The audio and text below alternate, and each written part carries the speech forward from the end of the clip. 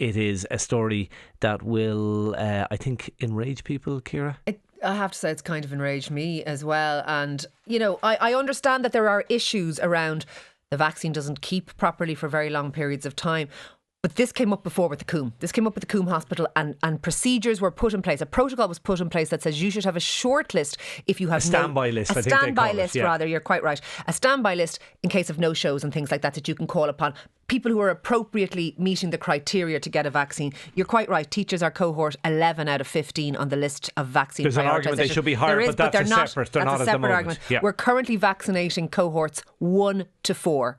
They jumped to 11 here, and that is, to be honest, semi-outrageous. And if they had vaccines left over, surely to God they could have considered maybe, I don't know, but a women's refuge, a residential setting for people with disabilities. 13 kilometres between the Beacon and St. Gerard's. They could have at least maybe even chosen to vaccinate people that were known to the hospital in some way, that were maybe in their 60s or 70s, somebody a little bit older.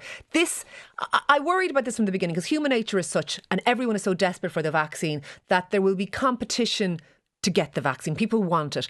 But this is, it looks quite blatantly that they chose a cohort of people that weren't eligible for the vaccine because in some way there may have been a connection. And we don't know the ins and outs of this. Yeah. But it is deeply concerning, and it is particularly unedifying to see, I suppose, a healthcare setting behaving in this way.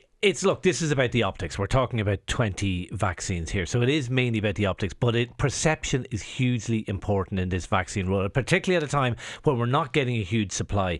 It's important that it is fair, and even more important, it is seen to be fair. The question has to be asked, how were these people chosen for the extra vaccines? How was this cohort of 20 teachers from St. Gerard's School chosen to give excess vaccines to? We can all accept that there might have been excess vaccines, but how were this group singled out, picked and brought in? Okay. And there are questions to be answered around all of that.